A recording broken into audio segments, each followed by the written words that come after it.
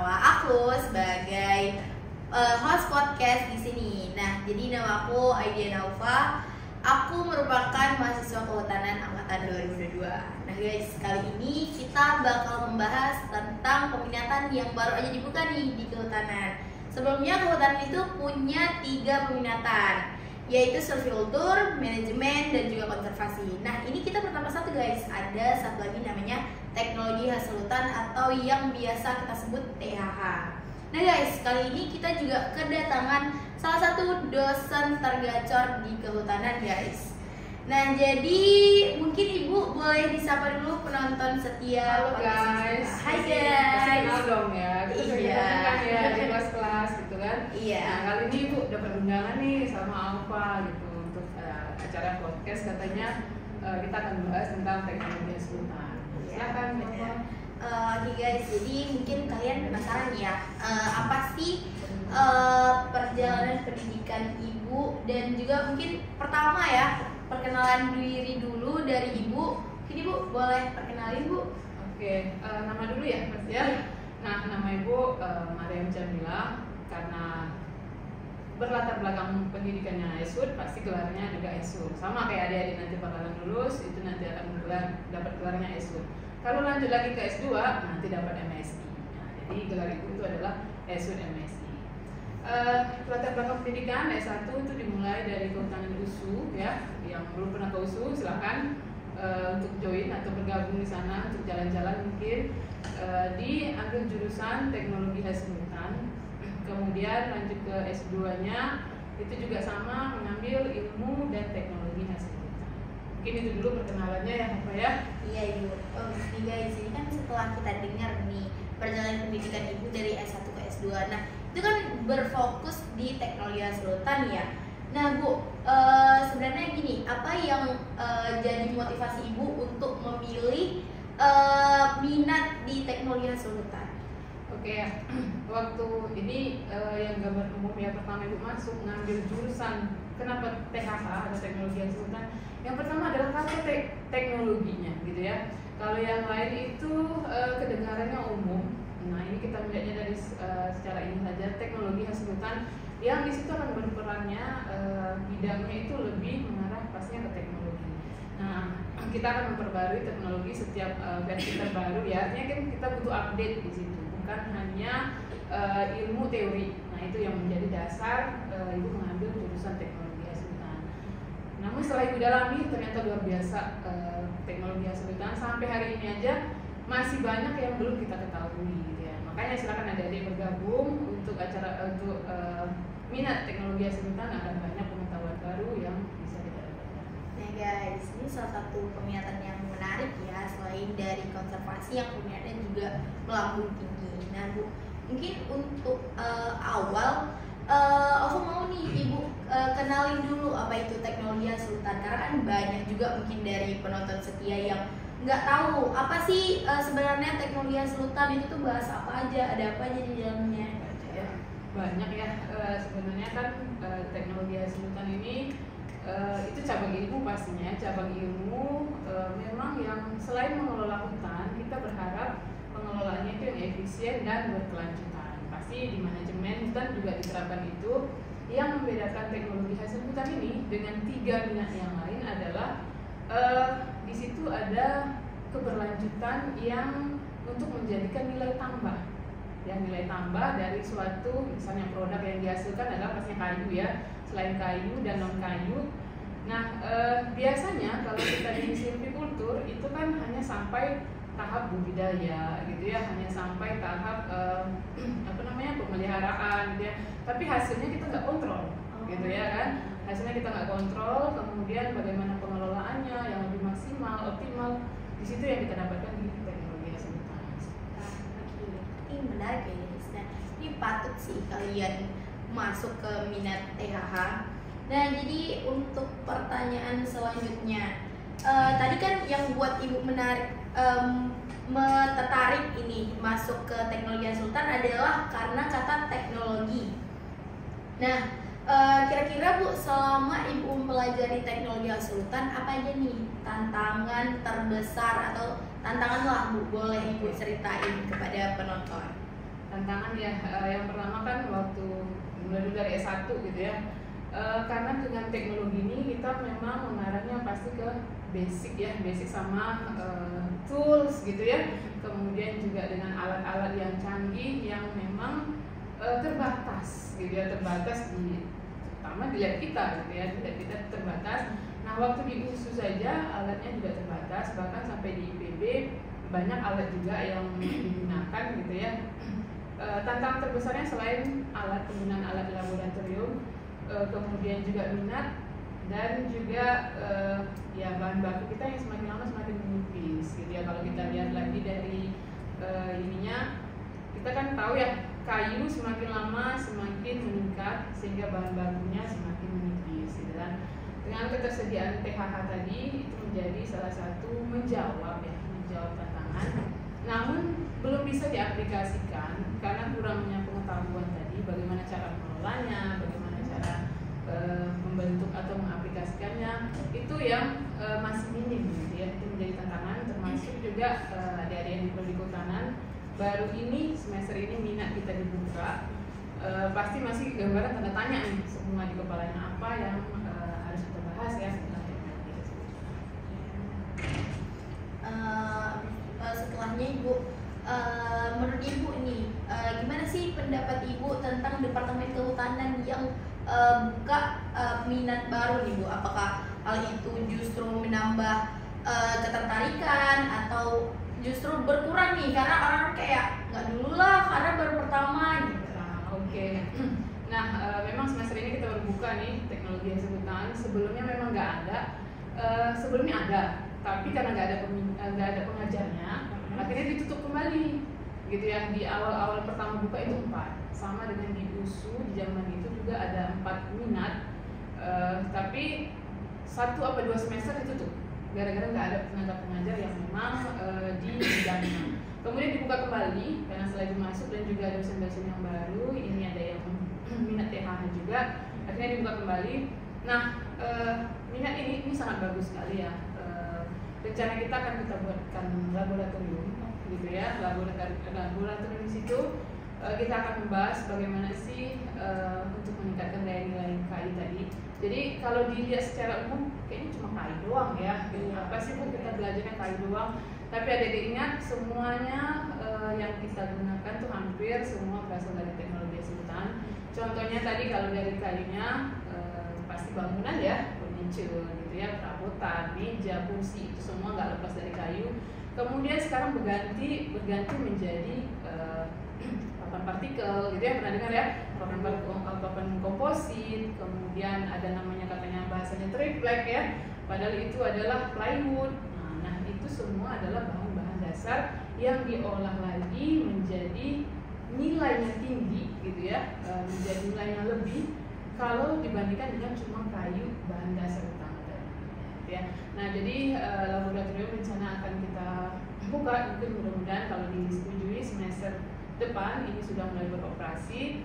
Nah di dalam praktikumnya kita mulai mempraktekkan bagaimana peningkatan kualitas kayu gitu ya, kadar air. Jadi sebelum kita melakukan apapun untuk furniture, perabotan, mungkin konstruksi, itu harus kita tahu dulu kualitas bahan gitu ya. Kualitas bahannya berupa kadar airnya, kemudian pengawetan kayunya. Nah itu semua hanya ada dapat di THH lagi gitu ya. Iya. Gitu Pak. Iya Bu. Berarti sebenarnya kalau misalnya dari penjelasan Ibu tadi, THH itu sangat berbeda ya dari 3 peminatan yang sebelumnya. Jadi Bu, menurut Ibu nih, apa nih poin yang jadi pembeda? Maksudnya yang paling nampak perbedaannya peminatan teknologi konsultan dan 3 peminatan sebelumnya? Nah, jauh sekali ya bedanya. Kalau kita bahas ulas lagi, kalau silvicultur, adik-adik juga udah dapat ya bagaimana teknik budidaya, bagaimana bibit unggul gitu ya. Itu dari tanaman yang kecil itu sampai besar kan lumayan lama ya menunggunya gitu ya, 5-10 tahun menjadikan kayu tersebut mempunyai diameter yang besar. Nah di THH itu kita nggak akan bahas lagi karena memang sudah bagian silvicultur yang ada situ. Tapi selama proses pertumbuhan tanaman ini kita nggak bisa harapkan dia tumbuh sempurna, nggak bisa maksimal gitu ya. Dengan gimana caranya ya, ada treatment khusus yang dilakukan di THH pemadatan kayu, jadi dia lebih kuat gitu kan. Kemudian juga sampai hal-hal yang kecil seperti kita kuliah di wallpaper ya. Nah, bukan hanya konstruksi saja, tapi sampai ke bagian terkecil, yaitu serat. Nah, serat dalam kayu itu juga bisa dijadikan pulp, kertas. Nah, adik-adik yang gunakan sekarang tisu yang tiap hari dipakai itu semua dari kayu. Bahkan dari pakaian yang kita pakai semua berasal dari selulosa, gitu ya. Selulosa itu berasal dari mana? Alam dan juga kayu, gitu. Nah, ini kita bisa lihat begitu pesatnya perkembangan teknologi hasil hutan ini. Mungkin di kita baru ya, informasi itu baru, ilmunya baru. Tapi kalau kita dalami ini sudah membentuk perusahaan-perusahaan yang besar. Kalau di bagian industri kayu tersebut. Jadi adik-adik jangan berpikir lagi cuma dalam bentuk log, gitu ya, dalam bentuk log. Tapi banyak turunan-turunan terkecil, bahkan sampai limbah saja itu juga diolah di THH, gitu ya. Ada bioenergi, gitu ya. Kemudian briket arang, banyak ya, dan juga zat ekstraktif dalam tanaman, dalam pohon tersebut, bisa juga sebagai obat-obatan, gitu ya. Nah, jadi banyak ya, cakupannya kemana-mana. Jadi berbeda dengan 3 bidang yang tadi yang disebutkan. Iya. Nah Bu, saat ini nih Bu, khususnya di semester ini, kira-kira apa aja tuh Bu MK yang termasuk ke dalam peminatan teknologi hasil hutan?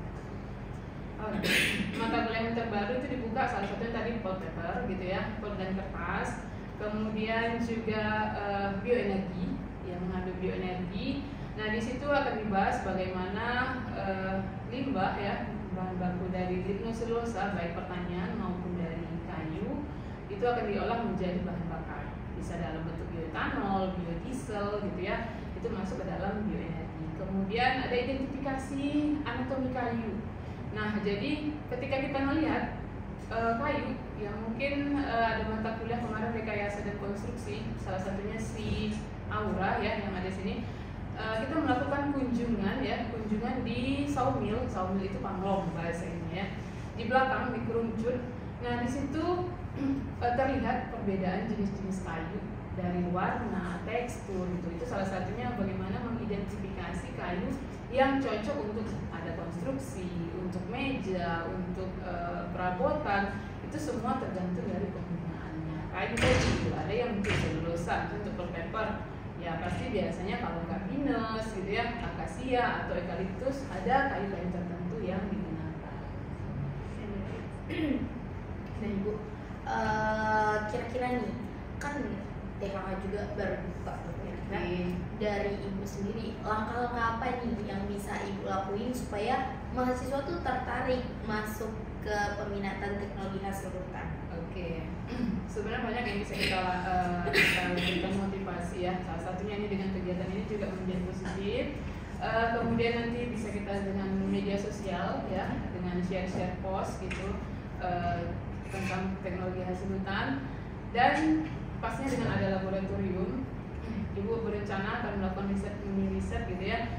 Kita coba yang dasar-dasar saja dulu yang ada di sekitar kita, bagaimana memakai ini praktek-praktek pengelolaan gitu ya.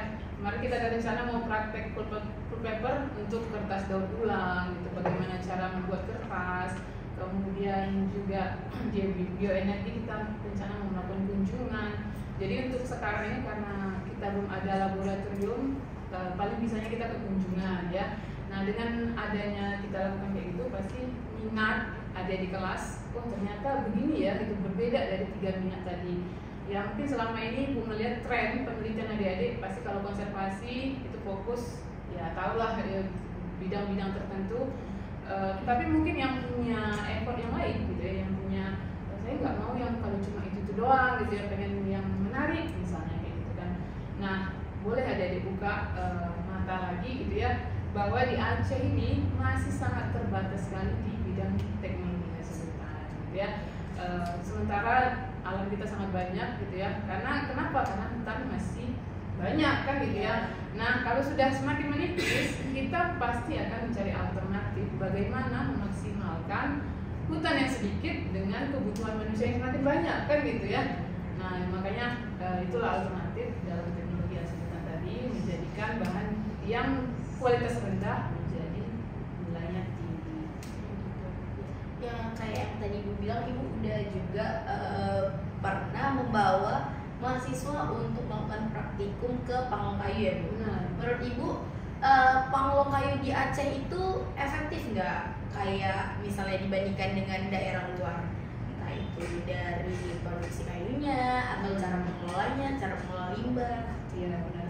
Nah kemarin dari hasil kunjungan ternyata memang kesulitan ya yang dihadapi dari pemilik panglongnya adalah kekurangan SDM. Ya, kurangnya kerja. Nggak punya skill gitu ya, nggak punya skill para pemuda-pemuda yang bisa minimal tuh untuk memotong, mendesain gitu ya. Mungkin bisa kita buat kunjungan lagi nanti ke sawmill berikutnya itu tadi. Di situ sampai ukiran-ukiran ya, ukiran-ukiran. Mungkin pernah lihat yang papan nama di atas meja, iya, ada ukiran-ukiran. Nah itu juga bisa diproduksi di situ gitu ya, sampai lantai. Kayak mungkin adik-adik kalau ada yang pernah ke Jepang, mungkin ya, jadi belum pernah.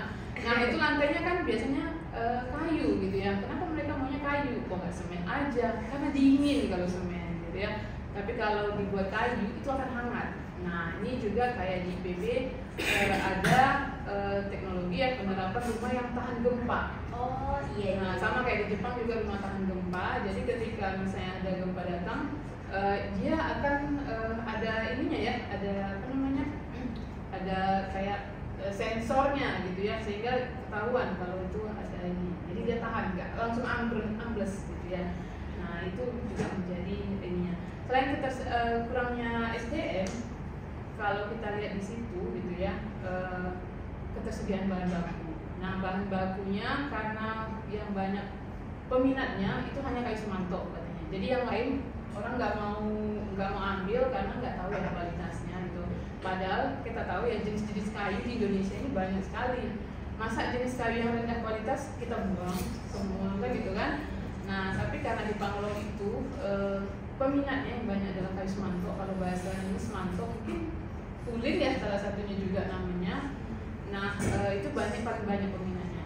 Mereka kekurangan bahan baku, tidak ada lagi pemotongan karena mereka langsung ambil dari log pemotongan. Nah log pemotongan, jadi mereka langsung mengolah menjadi sesuai dengan peminatan sesuai dengan permintaan dari pasar gitu ya. Nah selain itu juga pemasaran di sekitar Aceh ini susah sekali karena namanya kayu gitu ya. Kayu itu kalau nggak hancur keropos dulu pasti nggak akan dibeli ya. Iya. Tapi beda kalau di Medan daya jualnya itu tinggi. Jadi semua barang-barang yang sudah dijadi itu dibawa semuanya ke Medan. Sama dengan juga hasil hutan yang lain bisa dilihat bukan hanya kayu aja ya. Semuanya diangkut ke Medan. Bahkan Medan cuma setengah jadi itu diekspor ke luar negeri semua. Misalnya kayak genderukem ya. Yang hasil kita pinus itu kan dijadikan terpenting, ada genderukem. Nah kita hanya bisa mengelolanya menjadi setengah jadi saja. Nah kemudian diolahlah gitu ya. Nah dibawalah diekspor ke luar negeri atau minimal Malaysia, Singapura. Pulang-pulang itu bisa menjadi bahan dasar cat, sabun gitu ya, kosmetik itu yang kita pakai gitu ya, yang sering kita pakai kita nggak tahu konsumsi bahan bakunya itu semua berasal dari alam. Bahkan dari tempat kita kan gitu ya. Justru udah dari kita ekspor terus impor lagi harganya mahal lagi kan, harganya mahal kita beli lagi ya gitulah yang terjadi ya. Oke, pertanyaan selanjutnya kira-kira apa nih peran teknologi hasil hutan dalam menjaga keberlanjutan hutan dan mitigasi perubahan iklim? Nah oke ya, kalau peran teknologi hasil hutan ini sangat berperan penting ya. Jadi gini, berperan pentingnya itu dari mana? Mungkin ada yang mikirnya kan ada teknologi hasil hutan ini pasti merambah doang nih, kayak gitu ya, pasti merambah, pasti memotong dan menebang. Nah jadi gini, sebenarnya nggak pun kita tebang, orang akan nebang, gitu ya. Orang akan ambil, orang akan dilakukan illegal logging, gitu ya. Kenapa? Karena memang kebutuhan semakin lama semakin meningkat. Jadi harga jualnya kadang rendah, murah sekali karena mereka hanya menjual gelondongan. Nah itu beda dengan kalau di teknologi hasil hutan ada keywordnya adalah berkelanjutan. Iya. Jadi nggak akan bisa teknologi hasil hutan itu berkembang kalau nggak ada kelanjutannya tadi, nggak ada bahan baku yang bisa diolah tadi, gitu ya. Nah dari sinilah teknologi hasil hutan itu makanya yang bilang tadi sampai yang kecil-kecil aja diolah, apalagi yang bahan besarnya kan gitu kan. Nah kembali lagi mungkin pernah ngeliat di RAPP, ya di RAPP yang bagian pulp paper. Nah di situ menerapkan konsep sustainable forest management kan gitu kan. Jadi walaupun nantinya ujungnya menjadi serat, menjadi bahan baku kertas, tapi selama periode tertentu 5-10 tahun mereka akan merawat dan menjaga hutan itu sampai batas panen, gitu ya, sampai batas panen. Ada masa tebang, ada namanya di silviculture itu ada TPTI ya, tebang pilih tanam Indonesia, ada yang tebang habis gitu ya. Nah kalau di THH tadi pasti kalau dilakukan semuanya digundul, artinya gitu ya, dihabiskan, pasti ketersediaan stok bahan bakunya nggak ada. Nah itu dia tetap menerapkan konsep SPM, Sustainable Forest Management. Nah untuk perannya kemitigasi tadi salah satunya bioenergi gitu ya, kemudian perubahan lingkungan terjadi degradasi dan reboisasi, degradasi ya. Ini juga kaitannya ke mitigasi. Misalnya adik-adik kalau kita aplikasikan ke mata kuliah bioenergi. Nah, bioenergi itu bahan dasarnya adalah tadi limbah-limbah kayu, kemudian diolah menjadi bahan bakar. Nah, resikonya polusi yang dihasilkan dari bahan fosil itu 2-3 kali emisinya dibandingkan dengan yang ramah lingkungan yang berasal dari produk alam. Nah makanya sekarang kita beralih ke energi terbarukan. Mungkin adik-adik yang sudah pernah dengar energi terbarukan. Jadi mengambil suatu tanaman, baik tanaman kemudian tumbuhan, untuk dijadikan sebagai bahan bakar minyak, juga minyak, kemudian ada biogas. Itu kan juga semuanya untuk energi. Nah pastinya dengan menerapkan konsep SPM tadi yang dibilang, mitigasi itu pasti akan ini ya, terjadinya perubahan-perubahan iklim ini akan tetap bisa dikontrol dalam artian itu. Namun kita tetap tidak akan bisa kendalikan karena semakin banyaknya pemukiman ya, gedung-gedung. Ini konsep SPM tadi memang harus diterapkan ya, tapi yang banyak diterapkan itu adalah pada perusahaan-perusahaan karena mereka ada ISO ya, ada sertifikasi kayunya. Ini semua bahan baku yang dikeluarkan dari setiap perusahaan, baik HTI itu hutan tanaman industri, sekarang tuh harus ada sertifikasinya. Jadi nggak bisa ditebang-tebang aja kemudian dijual, itu akan dianggap illegal logging, bahkan kita yang ditangkap gitu ya. Makanya harus sekarang ada sertifikasi. Setiap kayu yang dihasilkan itu akan dilabel dan dicap dari mana asalnya, kemudian bahan bakunya dari mana, semua itu ada informasi dan keterangan. Jadi ini untuk mengendalikan laju perubahan degradasi dan deforestasi yang semakin lama semakin meningkat. Oke, tadi cukup ya Bu. Maksudnya dari teknologi sultan itu berdampak ya di mitigasi perubahan iklim. Oke, untuk selanjutnya bagaimana nih cara kita dapat tahu bahwa penerapan teknologi tidak merugikan ekosistem hutan dalam jangka panjang? Penerapannya ya, bagaimana penerapan teknologi tidak merugikan ekosistem hutan dalam jangka panjang? Nah, jadi kan sekarang ini kan teknologi hasil hutan itu berkembang ya. Tadi gue bilang bukan hanya log saja gitu ya, bukan hanya bahan baku yang besar saja, tapi hal-hal yang kecil pun juga dimanfaatkan. Jadi gini, ketika kita melakukan pengelolaan, kita lanjut ke pertanyaan, bagaimana kita dapat memastikan bahwa penerapan teknologi tidak merugikan ekosistem hutan dalam jangka panjang? Oke, gimana kita nggak penerapannya tidak merugikan, gitu ya. Jadi semuanya ada plus minus pastinya, gitu ya, plus minus. Apapun yang kita ambil dalam setiap keputusan pasti ada plus minusnya, gitu ya kan guys ya? Pasti kan ya, pasti ada plus minusnya. Nah termasuk juga dengan teknologi hasil hutan. Kalau kita ambil nilai positifnya tadi, ketersediaan bahan baku yang dasarnya nih ya, kenapa muncul teknologi hasil hutan ini ya karena bahan baku semakin menipis gitu ya. Kayu semakin lama semakin menipis. Menipisnya bukan kayu yang nipis ya, tapi memang semakin sedikit gitu ya. Sementara ketersediaan hutan kita makin lama makin berkurang. Tapi kebutuhan furniture dan segala macamnya makin bertambah. Terus ngambil kayu dari mana? Iya, benar. Ya kan?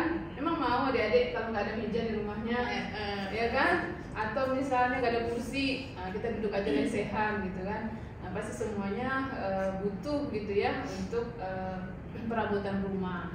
Nah, tadi caranya ya adalah dengan memberikan nilai tambah tadi yang ada disebutkan tadi. Nilai tambahnya berupa tadi papan partikel gitu ya, kemudian juga ada blockboard gitu ya, kemudian juga ada plywood, banyak jenis-jenis turunan kayu. Kalau mau tahu kita bisa nanti satu kuliah ya, satu mata kuliah di situ. Nah, semuanya itu kita nggak bisa mengkaji dari nilai negatif atau positifnya saja. Kalau positifnya itu tadi tergantikan ya, substitusi, tergantikan yang bahan dasar kayunya tadi menjadi produk-produk turunan. Contoh nih kayak ini juga udah semi komposit gitu ya, semi komposit yang bahan dasarnya teknologi hasil hutan. Kemudian mungkin meja-meja, mungkin ada yang punya meja komputer di rumahnya. Nah, ketika dikopek sedikit kan bisa dilihat ya, atau terendam air, keluarlah semua serbu-serbu kayunya. Kalau dari luar nampaknya cantik kali ya kan, tapi ternyata di dalamnya itu isinya gitu ya. Nah, semuanya dari limbah. Kalau dari merugikannya ya, merugikannya itu pasti kita semakin lama kita harus ini ya, update dengan teknologi. Semakin tingginya laju kebutuhan, mau nggak mau gitu ya, mau nggak mau kita harus mencari kebutuhan bahan baku gitu ya. Makanya pemerintah menerapkan tadi sustainable forest management, pengelolaan hutan yang berkelanjutan. Kalau nggak berkelanjutan, habis saja ditebang, selesai lah gitu ya. Nah, sementara kebutuhan terus meningkat nih, terus kita cari dari mana gitu ya, kita ambil dari mana kebutuhan itu.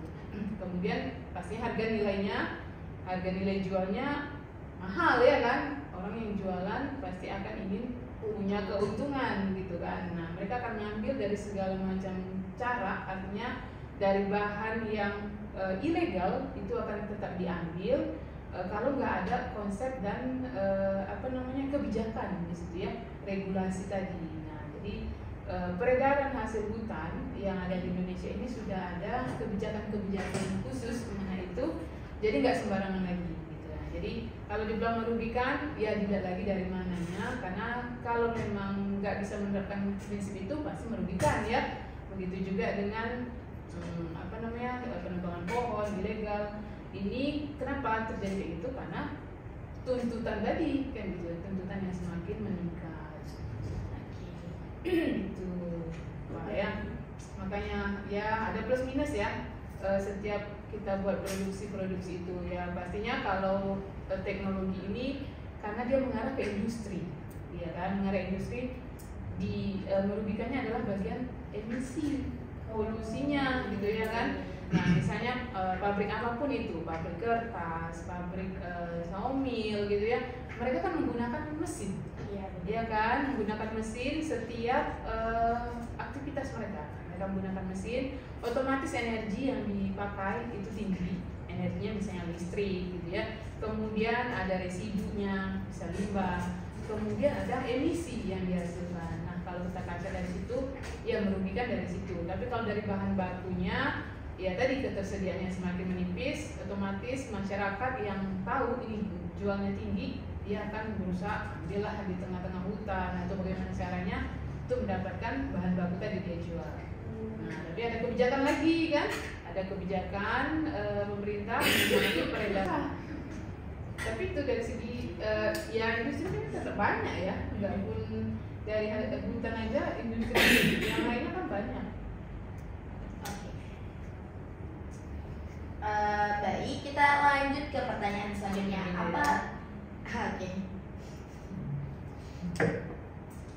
Nah Bu, menurut Ibu nih, apa tantangan utama yang dihadapi dalam pengembangan teknologi hasil hutan di Departemen Kehutanan, khususnya di Universitas Syahkuala? Gue pikir secara keseluruhan tadi ternyata di Departemen Kehutanan. Iya, departemen kita. satu kurang tenaga pengajar.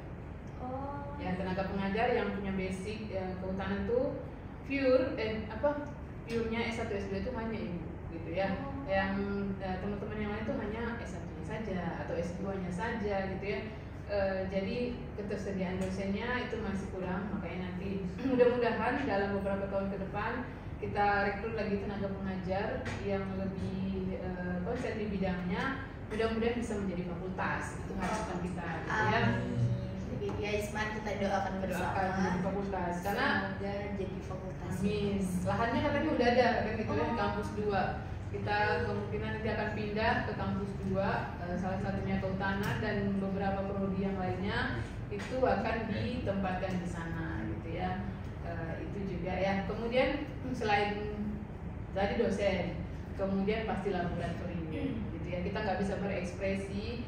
Kadang-kadang iri ya melihat prodi yang lain ya kan, mereka punya lab gitu kan, kemudian ada fasilitas-fasilitas laboratorium. Nah ini juga karena memang baru semester ini buka teknologi kesehatan, pastinya bertahap. Mungkin adik-adik sekarang belum bisa menikmatinya, mungkin generasi ke bawahnya akan menikmati bagaimana sih teknologi hasil hutan itu tadi ya di dalam departemen hasil hutan, departemen hutan. Nah kayak di IPB nih, ibu bisa lihat gambarnya di IPB ya, contohnya ketika kuliah dulu di IPB TH itu aja ternyata dipecah menjadi 4 lagi gitu ya. Mungkin BIPA ya, BIPA yang BIPA yang di sana ya. Nah yang teman-teman yang PMM yang di IPB setiap minat itu bahkan dipecah lagi. Misalnya minat tadi teknologi hasil hutan itu dipecah lagi, satu TPMK namanya, teknologi peningkatan mutu gitu ya, mutu kayu. Jadi peningkatan mutu kayu ini di situ kita akan bicara tentang bagaimana serat kayu, bagaimana memadatkan kayu yang tadinya densitas itu kerapatan kayunya pasti mempengaruhi kekuatan kan gitu kan. Nah bagaimana diberikan treatment kayak pemadatan, pengawetan, gitu ya, pengeringan untuk menghasilkan kayu yang berkualitas, itu TPMK. Yang kedua ada namanya RDBK, rekayasa desain dan konstruksi kayu. Nah di situ mulai dari konstruksi atap, gedung itu akan membahas di situ. Nah kemudian ada kimia kayu. Nah di situ kimia kayu membahas ekstrak yang ada di dalam setiap tanaman itu berbeda-beda. Nah kayak jati dia punya kandungan tektoquinon gitu misalnya. Kandungan itu bisa ya banyak kita manfaatkan. Salah satu itu menggunakan obat gitu ya. Kemudian zat-zat yang lain gitu yang bisa menjadi kandungannya itu biasanya ke kimia kayu. Kemudian satu lagi kakak dulu. Satu lagi ya, kimia kayu. Satu lagi itu adalah biokomposit, lupa ya, biokomposit. Jadi di situ memang dilakukan praktikum gitu ya, mulai dari tadi pembuatan plywood, kemudian pembuatan biokomposit, papan komposit, papan partikel gitu, papan semen juga ada loh gitu ya. Semen bisa dikombinasiin menjadi konstruksi. Kemudian juga ada papan plastik, gitu ya, papan plastik juga bisa. Dan juga dari bambu rotan itu bisa dijadikan bahan konstruksi. Nah jadi ada 4 di Departemen Hasil Hutan atau di THH-nya IPB itu ada 4 loh minatnya. Kalau kita itu baru membahasnya secara keseluruhan ya, teknologi hasil hutan. Bayangkan aja ketika di IPB sudah membagi lagi peminatan itu menjadi 4. 1 TPMK yang tadi teknologi peningkatan mutu kayu, yang kedua kimia kayu, yang ketiga adalah rekayasa desain konstruksi kayu, dan keempat adalah biokomposit ya. Nah, jadi 4 peminatan yang sudah berjalan di THIPB. Oke, tadi kan udah spoiler nih tentang kehutanan yang bakal jadi fakultas. Jadi mungkin kita minta doa aja kepada penonton supaya segera terrealisasikan rencana tersebut. Oke, mungkin Ibu, kita udah sampai di penghujung podcast nih. Dan jadi dari Ibu sendiri berapa nih dari 1 sampai 10 berapa rating untuk peminatan teknologi hasil hutan? Dari 1 sampai 10 Ibu. 8. Kenapa 8 Bu? 8 ya. Karena kalau kita sampai 10 itu alatnya terbatas. Oh, berarti terbatasnya itu di alat dan Di alat laboratorium. sama laboratorium. Kalau ibu tinggikan nanti kita nggak akan bisa mencapai karena setiap alat itu kan pasti ada versi terbaru ya. Iya, Semua benar. kita berurusan dengan tools, kita harus juga update, bukan alatnya aja yang canggih gitu ya. Kalau SDM-nya nggak bisa mengelolanya atau menggunakannya, susah Iya, juga ya. benar. Gimana? Oke Bu, yang terakhir kali nih harapan untuk Departemen Kehutanan ke depannya, mungkin dari siswanya, dosennya, atau apa aja Bu? Harapannya banyak ya. Ibu berharap mudah-mudahan banyak sekali sebenarnya harapan sampai nggak bisa disebutin ya satu persatu ya. Mudah-mudahan kita bisa menjadi fakultas. Amin ya Ibu, Allah. gitu ya. Jadi kita bisa mengelola nggak lagi praktikum di sana sini gitu ya, laporan sana sini. Kita punya mungkin ada silvikultur, manajemennya, konservasi kita sudah punya masing-masing di situ. Kemudian mudah-mudahan mahasiswanya lebih banyak lagi. Karena bayangkan aja 4 peminatan kalau kita pecah paling tinggal 20 orang kalau Iya, mahasiswa kita 80 gitu ya. Nah, kalau kayak di USU mahasiswanya sampai 200 orang satu gelombang, satu angkatan gitu ya. Nah, ketika dibagi menjadi 4, ya kurang lebih 50-50. Lumayan lah, masih banyak kayak gitu peminatannya. Mudah-mudahan mahasiswanya juga tambah banyak, kemudian ketersediaan alat ya, bukan hanya alat saja, fasilitas-fasilitas. Mungkin adik-adik yang selama ini merasa praktikumnya gitu-gitu doang gitu ya. Praktikum kami kayaknya dirapel di akhir semester baru semua dipraktikumkan gitu ya.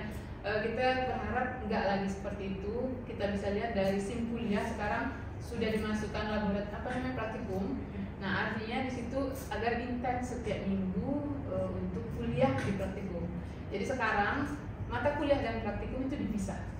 Nah, nggak kayak dulu itu jadi 3 SKS, sekarang sudah menjadi 2 dan 1 masing-masing. Tetap kuliah seperti biasa setiap minggu. Nah, nanti kalau mau kunjungan atau mau praktikum itu ada lagi jadwal. Nah, gitu ya. Oke, mudah-mudahan terlaksana ya. Mohon doanya guys. Ya, makanya guys. Ya, nah jadi untuk penutup podcast kita kali ini mungkin segitu aja guys. Jangan lupa nonton podcast-podcast ke depannya dan tetap menjadi penonton setia di podcast yang depan.